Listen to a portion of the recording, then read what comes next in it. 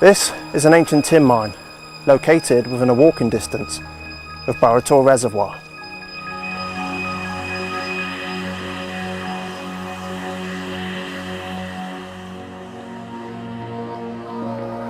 The name and dates of this place are unknown, and it isn't even located on a map. However, stories reveal that it has played host to a barbaric murder.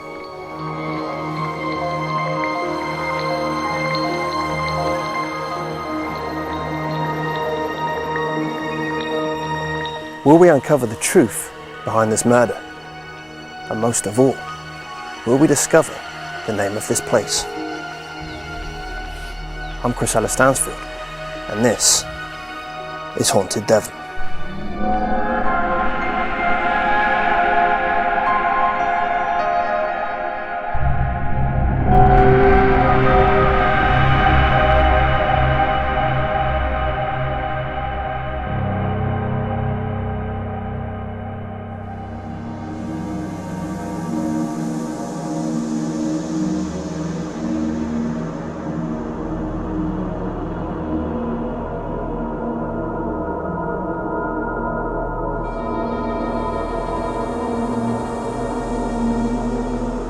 Dartmoor's mining industry dates back to as far as Roman times.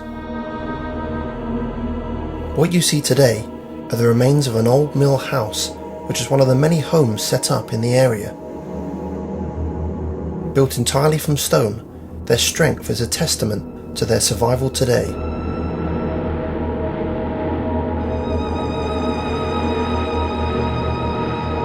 It is likely that the land itself was obtained by mining squatters. Men, women and children, many of them from Wales and Scotland, would come and claim the rights of the land by building homes between sunrise and sunset. Along with the harsh and dangerous working conditions, the miners were always at the mercy of the landowners, who would do what they could to repossess their land and the minerals on them.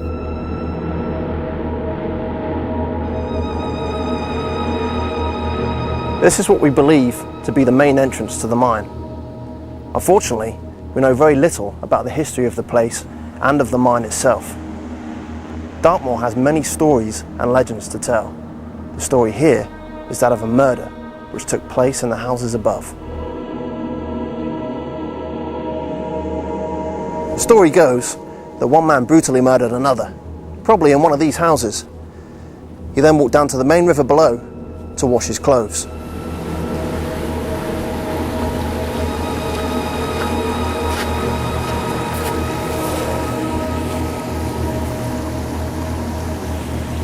It was probably around here that the man washed his blood-stained clothes to remove any evidence of his actions.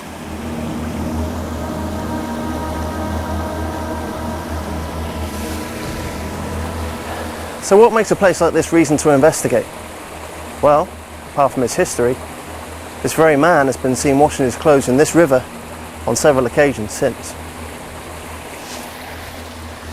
So Byron, tell me, what do you know about the place? Okay, as you know, it's quite a mysterious place and it's not even on the map. So I've actually visited on numerous occasions and actually spoke to an old chap down here on one occasion. He actually told me the story. He said, oh, you know, I was interested in the buildings. And he said, well, did you know there's a legend behind these buildings? I said, well, what's that? He told me the story. He said, the guy was murdered here, somewhere in the building, and actually walks this track and then comes to the bridge that is sort of several metres down the road and actually washes his clothes. So I thought, well, what an ideal location for an investigation. So hence the reason why we're here. Yeah. So what exactly will we be doing tonight as part of the investigation? Okay, well, the way Haunted-Devon normally work is we actually split into visual groups, normally about 5 or 6, depending on numbers that turn up tonight. What we will do is we'll try 3 or 4 areas. One of the areas will be the river, which we can see behind us. The other main area will be the area where the murder is alleged to have taken place, which is the large building where we've been earlier on. Right. And another area may be the mine. We'll certainly have a go and see what we can get in there. We'll use all sorts of equipment, negative ion detectors, EVP, and we'll also use EMF meters to try and find out what we can about the spirit that's alleged to walk around this area. Yeah. Hopefully we'll find something, who knows. I met up with one of Haunted-Devon's members, whom, along with another member, investigated the tin mine recently and witnessed what is known in paranormal terms as a time shift. Both V and I came up here to have a look at these railings to see what they were. Saw it was an air vent, and as we were stood here, we sort of like scanned the rest of the area, and as I looked up through the trees, I thought I saw a building, and I looked and I thought, yeah, it is a building.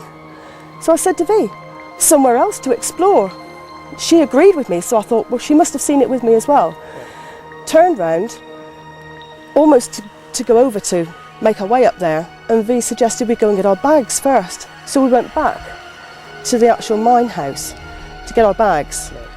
Came back up the path again, and when we got over there to head our way up to where we actually saw the building, we stopped in our tracks, looked at each other, no building.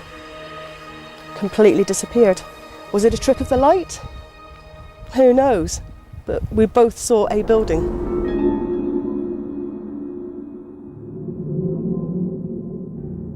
As darkness falls, the Haunted-Devon team begin their investigation of the area, not knowing what may lurk in the shadows.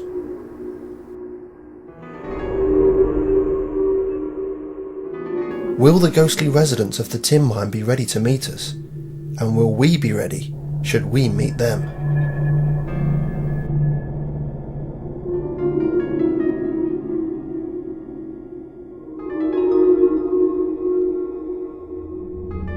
Four groups set off into the night to explore the various areas surrounding the tin mine. We follow Byron and one of our mediums into the mine entrance to see what strange phenomena we may encounter. The story is at the moment on this place, and again, it's not been verified with historical records. I can't verify it. It's just like raw as you have it. The story is that there was a guy that was murdered up in one of the houses up there. We don't know which one. We think it's probably the major one that we've all seen tonight. And from there, the murderer, is alleged to walk between the building and the river, which we'll go down to in a bit, and we'll sit on the bridge. And apparently he's supposed to wash his clothes in the bridge there. So I don't know if it's true. It's just one of the stories of Dartmoor, really. I just felt it was a guy that liked his own company. Like I said, a bit of a hermit. Yeah, a bit of a hermit. And I just distinctly, as I went through one of the bits up there, it was just like, get out. I wouldn't say it was malevolent. It's just like it doesn't want people around. Yeah, we get quite a few of those as well, though. I don't think he'll create any havoc, if you like. But you might, and of course it's difficult as well. I mean, even I'm thinking logically, like, if something drops off the ceiling, then, In here, yeah. Yeah, this is it, I mean. And I just keep getting mixed, yeah, it is, it's mixed energies all the time. Because, I mean, I'm going back towards sort of pagan, and I'm, there was a stone up further where we stood. Yeah, there was a stone. It's like a stone circle, but it's covered over. Yeah. And also sort of the remains of like a dwelling up I further think there as is well. a stone circle. There's lots of stone circles around this area, Yeah. or small boundary stones, and also stone circles That's here. it. So yeah. With little activity in the mine entrance, the team head off down towards the river, hoping to encounter the spirit of the man washing his blood-stained clothes. As I was walking down through, I was asking out who was washing, who was killed, and the name Jim Mosman came up. And all I could just hear him saying is, he killed me. I said, well, who killed you? And the name of Matthew Tennyson. I said, how were you killed? He poisoned me. He's very angry over it. This is a strange place, isn't it? The moon. It is. It's a beautiful moon there.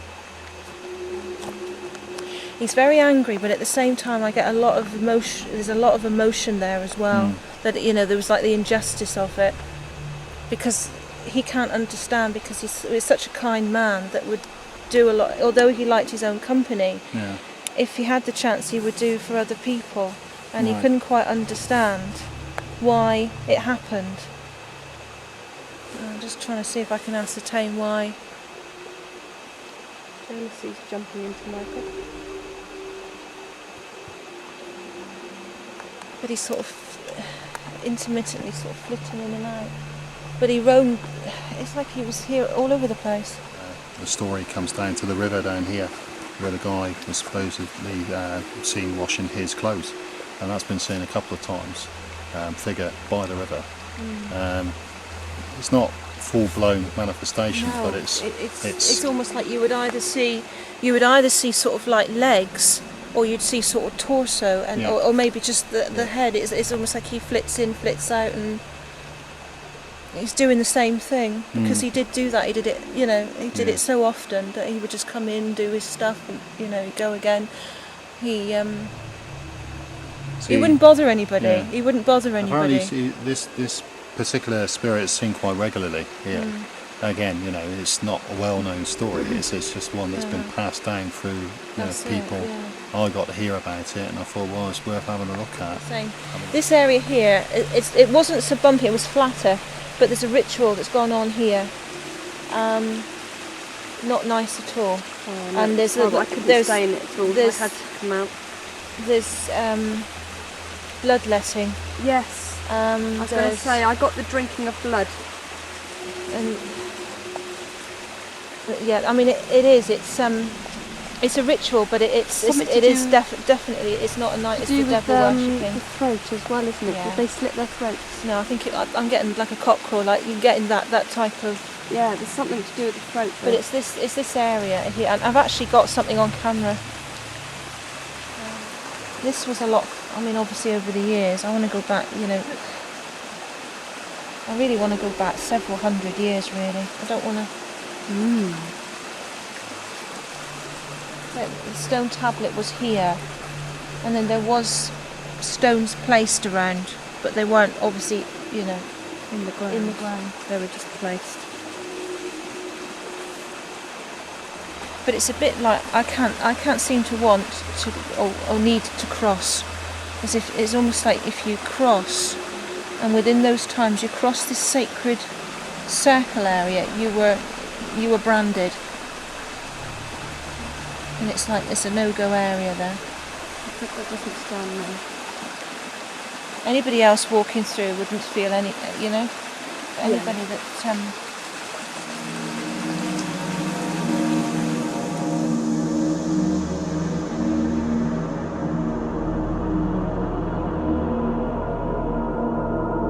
With only a few strange sounds and some unexplained stone throwing, our search for paranormal activity within the tin mine was otherwise uneventful.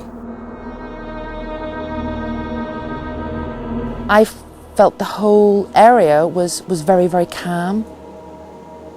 Contrary to what the more sensitive members of the group, who were describing what they were seeing, namely the one specific thing that seemed to be picked up around a murder, quite distressing things that happened here. I didn't sense any of that. I felt it very calm, very peaceful, and a very nice place to be. One member of the group said that they felt something was over by this doorway here, and so I made my way across the stones, the structures, and I actually went through the doorway and discovered it led to the outside of the actual building. I didn't feel anything negative out there, but when I came back through, I was stuck in this spot where I am today. I made a link with a Scottish gentleman who began talking to me.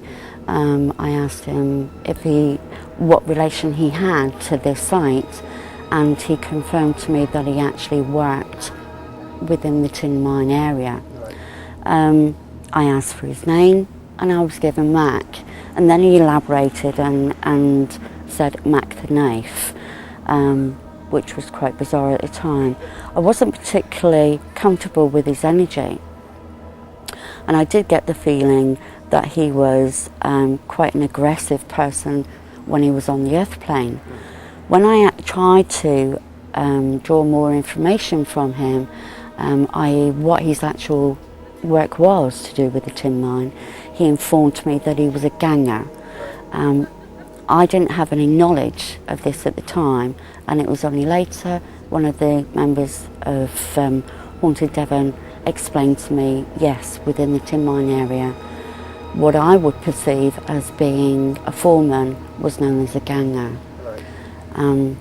But that was all I got from the gentleman, and then I moved off to a different area. Not me myself, I didn't sense anything at all. I was wandering around with the negative ion detector and temperature devices, and none of them picked up anything in particular. One of the members in our group actually did sense a woman being shackled to the other side of this doorway and being lashed. Like I say, I myself didn't sense anything at all. The same person also sensed the presence of a Scottish chap. Said he wasn't a very nice presence. I did feel, walking down towards the river, I picked up the energy of a gentleman, and when I asked out the name, Jim Morsman, I did feel that there was an injustice taking place, that he had been murdered, that he had been strangled or asphyxiated in some way, and calling out who committed this crime. The name Matthew Tennant seemed to come in quite strong there. I did feel that this gentleman, Jim, was quite a lonely person, that he wasn't a people person at all. He liked to have his own company, and certainly there that I did feel that, you know, he was still very angry and anxious that, you know, the crime wasn't brought to justice. And also coming around this area that we're in now, I did feel that there were satanic practices taking place here. I wanted to go back 300 years plus with this, and I felt that the ground was still stained with blood through sacrifice, etc. And I did pick up about 20-30 people that would have been gathered in this area. Of course, the area at the time would be a lot flatter, etc. So, you know, there were quite a few experiences that I had that night. Very interesting, having been to the place once and having spoken to other members who were here on the same night, and to see that they had a very, very different experience to mine. On that basis, I would like to come back to see if I was able to pick up on any of those things, or perhaps with a medium, to see what a medium picked up or whatever. So yes, I'd like to come back. I definitely think it's worth further investigation.